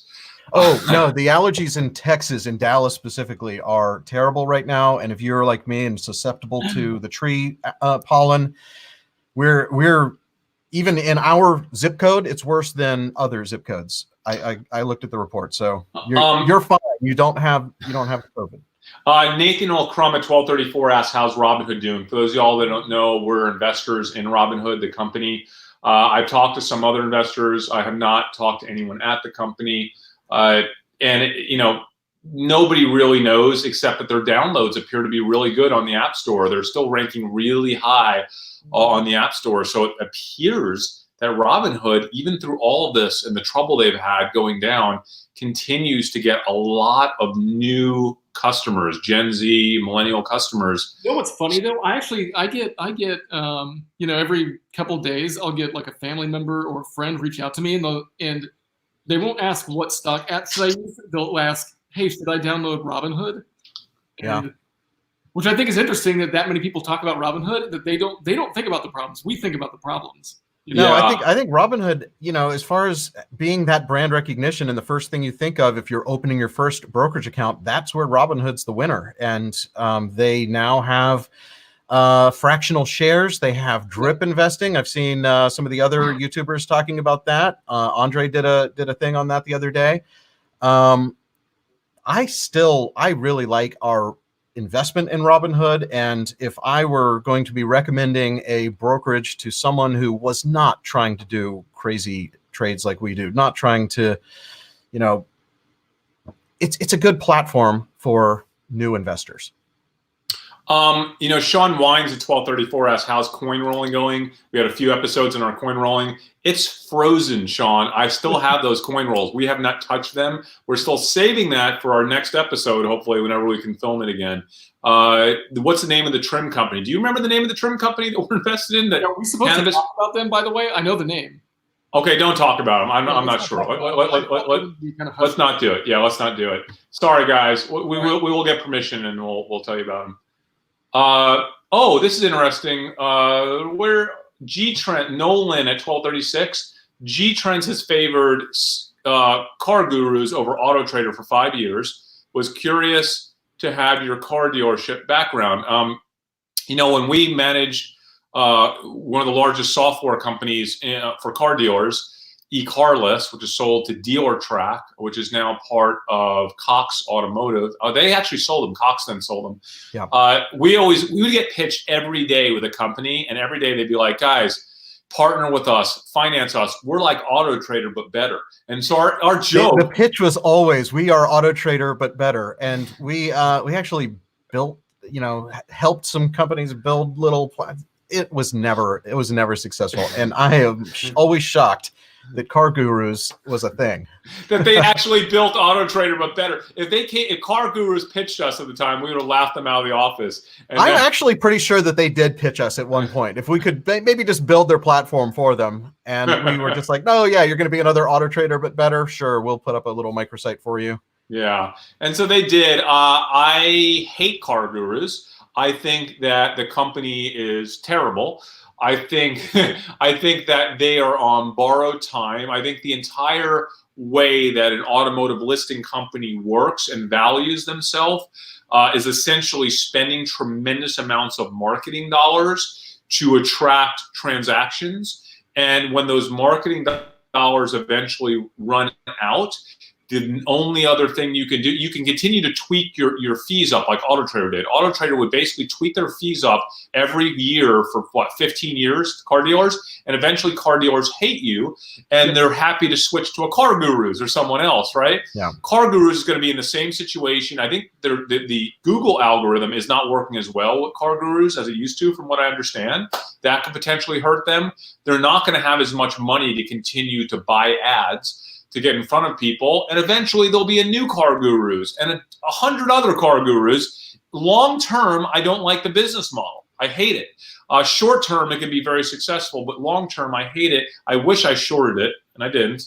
At some point in the future, I might again. Who was the Car Gurus before Car Guru? Was it TrueCar? Were they the ones that were TrueCar? Well, yeah, TrueCar had an element. Obviously, at Cars.com, right? Yeah. They never really blew up big, but. TrueCar was started by a guy, one of my very first boss in the industry, Scott Painter. One of my first jobs was a company called CarsDirect.com, 1998, 99. It's all these companies are really tied together. A lot of the management teams, we all know each other. It's a really small world of automotive technology and automotive advertising. But I don't love it. I hate it. Don't invest in any of these. I don't invest in any of those guys. Gaming industry, love it. Do we want to talk about? Beto 1239. Still love the gaming industry. Love it. Love it. Activision's a really nice part of my portfolio right now. Maybe not as much upside because these stocks have not come down that much. But I think, if the worst case scenario happens that we're all worried about, the quarantine lasts a lot longer. We get second waves of this coming in, right? Mm-hmm. It's almost like a defensive play. I love these stocks that are a defensive play for pandemics, but also would do just fine post-pandemic. We keep talking about that, right? Activision is a company that should benefit greatly from the launch of all the new gaming platforms later this year, the new Xbox, the new PlayStation, but they're also a company that flourishes during a pandemic when the microtransactions goes through, because now they have microtransactions with their, with a couple of their lead games. And I think it's like a win. They just win in either scenario. You're not going to make it. I think you take a look at companies that maybe get additional eyeballs, get additional people trying the product. I think more people are at home and they're going to be gaming. And if they like it, they will continue to be customers. I think that is kind of the things that I'm looking for. Another one that I saw was asking what our thoughts on Rite Aid. And Rite Aid to me that's a pandemic play, but nobody's going to be using more Rite Aid once they no longer need that, right? Yeah. And we want to have our cake and eat it too. We want all of it. We want companies that are doing well now and companies that are going to do well after the pandemic. By the way, that's questions on, what about Colgate? What about, those are going to be consumer staples, but I'm not excited about consumer staples. You're not going to in aggregate ever grow how much of that stuff you use, right? How much more of their products can you use? Right. Well, I think some of them you'll use a lot more of their products during the pandemic because you're not eating out, you're eating in, so you're buying more of that stuff that you would use in your house, right? Yes. So some of them you can make that argument, but it's not forever. Right. I could make the argument that I've used one of the main ingredients I use when I'm cooking is Bounty paper towels. I'm just like crazy with them. I don't know what it is, but that is like the main thing that I use when I'm cooking. Every spoon gets wiped down. It's just that's my style, and I'm so glad that I stocked up. So somebody asked about put contracts, and if a company goes bust, who would buy the put contracts? It doesn't matter. There's always a market for these things. If the company goes bust, you can still sell the shares at the pre-negotiated price, and you can still buy them. Right? Yeah. You can buy those shares for a very depressed. So there's still value for all those things. Yeah, if you own puts and a company goes bust, you're to my knowledge. I don't know if I've ever been through one of those personally, but I think you should be fine. Gold, we don't comment on financials or energy companies or gold. Those are three sectors that we just don't cover. We love to say we don't know. We don't know about gold. Yeah. We don't know about financials. Didn't you buy gold at one point though? You had a gold brick. Silver, man. Silver. It was. Silver. Yeah. I was 13 years old. If you read my book, and my first investment, one of my first, a 100-ounce bar of silver. I think I made 28 cents over 9 months in that, and I never bought silver. Rode my bike with the silver bar on the handlebars back to the little bullion store at Preston Center. The Heidelberg Village? No, Preston Center. They had that back in the 80s, and never invested in commodities again. Here's a story from John. He has his cousin and I ordered $5,000 worth of half dollars, and they rolled and re-rolled them. It took them a day. They got 4 silver coins out of it, so not worth it for them. Wait, from how much? From how much? 5,000 worth. I feel like that's like a precursor for what we're going to find when we do ours. Then you kind of are getting the same thing just from the few that you're early on. You went in and took the entire inventory of coins from Wells Fargo, which is like 2 rolls and you got 0. So I don't think we're going to be pushing that storyline past the unrolling because I have a feeling it's going to be a disaster. I think we missed the boat on this. If we were doing this like in the 60s and 70s, I think we could just have it rolling in. Unless we could but it wasn't about that. Yeah, can we go deeper into the vaults and get some coins that have not already been picked through by people in the 60s and 70s and use machine automation to do the separating for us, use this cannabis sorting machine to take care of it for us. Here's yeah, a we had all question. the elements, Jordan. What are our thoughts on Zoom now that big companies are banning it? So we knew that the FBI had that report, and we knew that companies were already starting to ban it. Google announced yesterday that they're no longer allowing their people to use Zoom as a meeting platform. Great question. I sold 2/3 of my Zoom this week. Okay, I sold the first third of my Zoom when I saw that Tesla and I think it was a few government agencies and NASA said they wouldn't let them use it. Once I saw some additional news come out on it, I sold another third. I still have Zoom. I just don't have. We bought it a month ago. Yeah. I might eventually sell all of it. I don't know, but for now, I still have a small piece. Yeah, my concern is their costs have to be through the roof, right? Because it's being utilized so much. A, they've got free accounts. B, and then they've got all the negative headwinds. But on the flip side, they are getting they're being exposed to new customers. They have become the verb for I'm going to take an online meeting. No, I'm going to Zoom. Do you want to Zoom us? Should we Zoom our happy hour? But all the happy hours, those are free, right? People who have free accounts, you get kicked off after 40 minutes, and then you restart it. Well, we upgraded so that our happy hour could go longer. Jordan, you and I were on. That's a good point. For a long time, and then. Yeah. Jordan, when we first turned his camera on this morning, he said, "Oh my God, I'm still reeling from the Zoom happy hour that I had on Tuesday." Well, now I was just looking. I have a weekly family Zoom with my parents and brother and sister and their families and stuff, and it was so fun. We did it last week. I got to cancel. I think long-term Zoom is going to be this new trend that I think that even when people are allowed to go back to work, we've shown that you can work from home and be effective, and you can pretend like you're doing emailing and whatever. So why not continue that trend? Why go to the office? It's cheaper for companies to not have to have office space and desks for everyone. Hey guys, I don't know if you bought in this stock. Remember when we talked about I was buying Plantronics? Brian Ritter at 1245 asked about PLT, Plantronics. That investment's going really well. I haven't even checked it, but I just checked. It's at 1240. Didn't I buy that at like 8 or 9 or something like that, just like a week ago? Could have. So yeah, it's up from $8 to $12. It's up like 50% in a week. I would get out of that. Look at their long-term trend. I don't see them being an amazing company long-term. So let me tell you, I had zero intentions to be in Plantronics beyond the pandemic, but I'm gonna let it sift out a little bit longer. I'm gonna let it see how we can push it. It's down so much, guys. It's down so much. It's crazy. So we'll see. I'm gonna stick with Plantronics a little bit longer. Maybe I'll pull half off the table this next week. Let's see. Are we looking at anything besides stocks and startups, sports card, oil, etc.?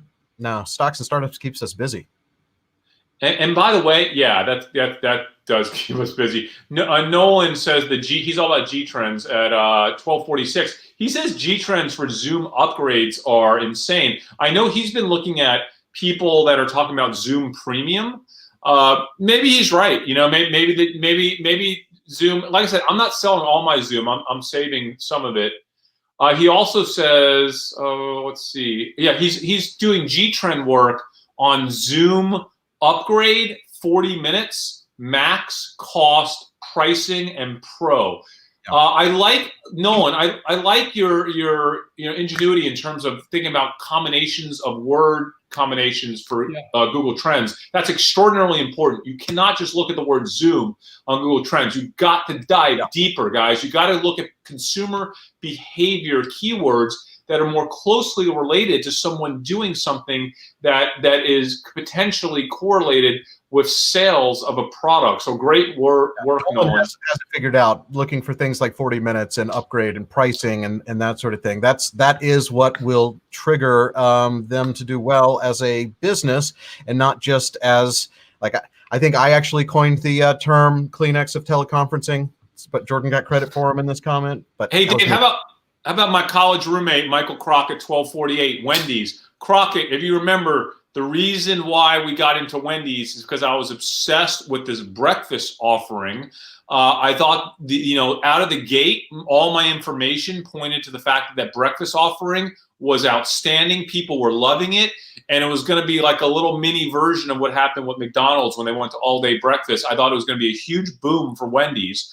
The problem is that no one's thinking about a new product offering right now at Wendy's because of the pandemic. So I sold my Wendy's. I think I might have kept a little bit of it, actually. I kept a little bit of Wendy's, but I don't have much because I'm concerned that this whole thing was based on breakfast.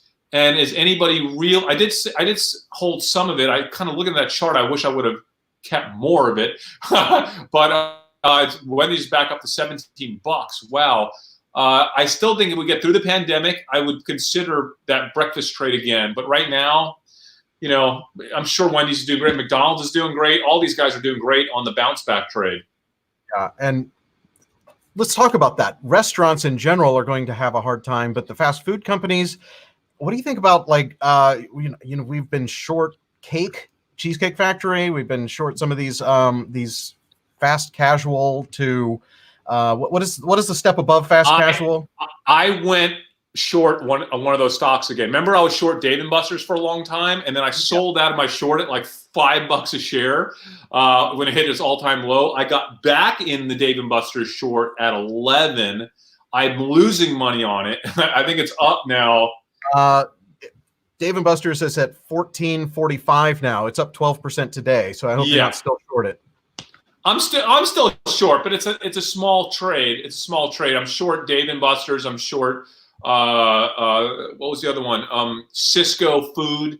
I'm short. I'm losing money on that trade. These are small trades, but I am short on Dave & Buster's. I still don't understand. So Dave & Buster's is up big because today the government came out and basically said they're going to put $500 billion into the Main Street lending program. That's for companies like Dave & Buster's that are bigger than small business, but not big business, and they could get up to $25 million. I don't think $25 million is that big of a deal for Dave & Buster's. Is the problem. So people are still buying. They're buying all these mid-sized companies, right? I don't see people going to Dave & Buster's this year, and I think that's a problem. And I'm going to maybe short more of it today because I think Dave & Buster's in particular has a problem because it is so hands-on. You don't want to play skee ball during during flu season. You're not going to Dave & Buster's, right? That's right. So, I don't know. People didn't care about that stuff before, but now I think the counterpoint to that is smaller mom and pop restaurants. Even though there's a stimulus package, a lot of those are not going to survive, and the companies that will survive are the bigger chain. Like Olive Garden will probably survive, even though Can you ever say anything good about the eating at these restaurants? Is it an experience that you enjoy? No. But if it's the only restaurant, if our local Italian restaurant shuts down, you might have to go to Olive Garden. I like going there every once in a while. I don't even know why. It's just something about that. At best. It's so bland. It's breadsticks. You love it. It's so weird. I go there just for the salad. I remember I eating that salad as a kid, and I now I go there. You go there because you like the history. I do. I like the chairs with the wheels on them, and just the all you can eat pasta that's worse than what you can make at your house. But so they sold it. I'm thinking about people now that every year they do that lifetime membership that you could buy all you can eat Olive Garden for a year, and then a few of those people win lifetime all you can eat for the rest of your life Olive Garden. I did that this last year as a joke because I was like, how cool would it be to be able to give that to one of my kids when they go off to college? You'll never go hungry. You can eat at Olive Garden every day for the rest of your life. That's your inheritance. That's your inheritance. You will never go hungry. So don't ask me for anything ever again. I'm so glad I'm not your kid. That is punishment. But I mean, all of these restaurant stocks are up today. Cheesecake's up 11%. Wendy's is up 8%. QSR so someone was asking earlier in the comments what was our worst stock trade of all time was. It was QSR when we were playing the Popeyes chicken sandwich, and they're up 5% today. Yeah, I'm not touching them. Yelp Brands is up. You know why I'm not touching them? Because so much of QSR, and that's where we went wrong. We made a small little oversight on Tim Hortons, and Tim Hortons brought the whole trade down. Tim Hortons is so important to that company, and so much of Tim Hortons is drive. It's like people go to Tim Hortons. It's not. There's no delivery. I mean, they might do delivery, but it's really about people that are on the job, going to Tim Hortons, getting their breakfast, getting their coffee. It's basically Starbucks of Canada, and they already had problems before this started. I want nothing to do with them. That's just a bad memory. What are your thoughts on Uber? Uber is one of those that if we're back, if we get to the roaring 20s again and people are actually leaving their house and everything's cool, I see Uber as a long-term play, but in the short term, yeah, I mean, Uber has enough money to last a year, to go a full year and be fine, not go bankrupt, and they'll be okay. Uber's probably a pretty decent investment here, but I'm not invested in them because I just hate the company. I just don't like them personally. I just don't like the way they've been managed. I don't like the lack of consistency with Uber product. I think it just bothers me. I just don't like the feel of being invested in Uber, but they're fine. I mean, Uber, I don't know. I mean, they're going to do well coming out of this, right? Because you're not going to ride the subway if you're in a big cosmopolitan. You're going to probably spend a little extra to take Ubers. A lot of these people don't have cars, right? So I think Uber might actually do reasonably well in this kind of get back to work, but we're still not partying yet world, right? They might do reasonably well there, you think? I think it could. And I think Jordan and I both made the mistake of holding on to Lyft. So we all three were involved in pre-IPO shares of Lyft. They went public, and Chris sold early. And oh my gosh, the stock was at $55, Dave, right before this last earnings, and I had my finger on the trigger. I was like, I should sell this. But I'm like, you know what? I'm gonna wait and see what earnings does. And then it's just been a disaster ever since. Total disaster. You still have Lyft? You still own your Lyft? Yeah. Oh, you're killing me. Still on my list because long term, I think that they're a good company. At this point, it doesn't matter. We've given there's so much opportunity cost that we've got by holding it. It was bad. It's a bad one. Yeah, but it's actually not bad. It's come back way back from where it was at its lows. We're at 70 cents on the dollar with it, Dave. You know, but at least we weren't at 20 cents on the dollar. I think that's where we got down to. It's probably like 40 or 50 cents. I think it was like 35 cents on the dollar is where it got down to. Yeah. Well, okay, guys. Is GM going to go bankrupt? Pedro at 1249, is GM going to go bankrupt? I haven't looked into it enough to make that call. I sold my Ford. I was in that Ford for a while, sold a little bit of that. My best guess on a bankruptcy play would be American Airlines, and that's why I'm shorting American. We'll see what happens. We won't know for a few months. Oh, I'm tired, guys. I feel like we only have 2 hours of trading until the weekend, and I just realized how on margin I am, and I feel like I need to meditate and think about this going into the weekend. So we got a update for you. The Dow is up 446 to about 2%. S&P is up almost 2%. So it's time for us to go trade a little bit more. Yes. Lots of great questions here. Leave them up. Re-put your questions in on the episode. I didn't do a good job getting to the last episode, but I'm going to try really hard this weekend to get to everyone's questions. So you might have to re-enter them once Dave posts this as an episode on YouTube, and we'll get as many questions as we can, guys. Really appreciate it. Yeah, we should have that up very soon. Also, thank you guys for sticking around to the end. We have 400 people who stuck through to the end. We really appreciate it. So smash the like button, because we want people to find this the next time, and that does help us with the YouTube algorithm. Subscribe to us on both channels. We're on Dumb Money and Dumb Money Live, and also Hey There, Dave here. It's my other channel, and I'm still making videos there. So got to have you come to both of those. What else? Dave, one guy, I can't find the comment. He asked if I'm still giving out books. Yes, I am. Laughing at Wall Street. We're mailing them out for free. I will get around to it very soon, I promise. You haven't gotten around to that in so long. I feel like we shouldn't. Because you're supposed to help me, and you can't help me when you're in quarantine. But yes, I promise I will get them out. Dumbmoney.tv. TV/book is where you go. Just give us your information. If you're in the US, it's the only place we can ship those, but we will definitely be getting those out to you. It's a nice hardback book. It's $25 book, and it cost me like $2.50 to mail it out to you.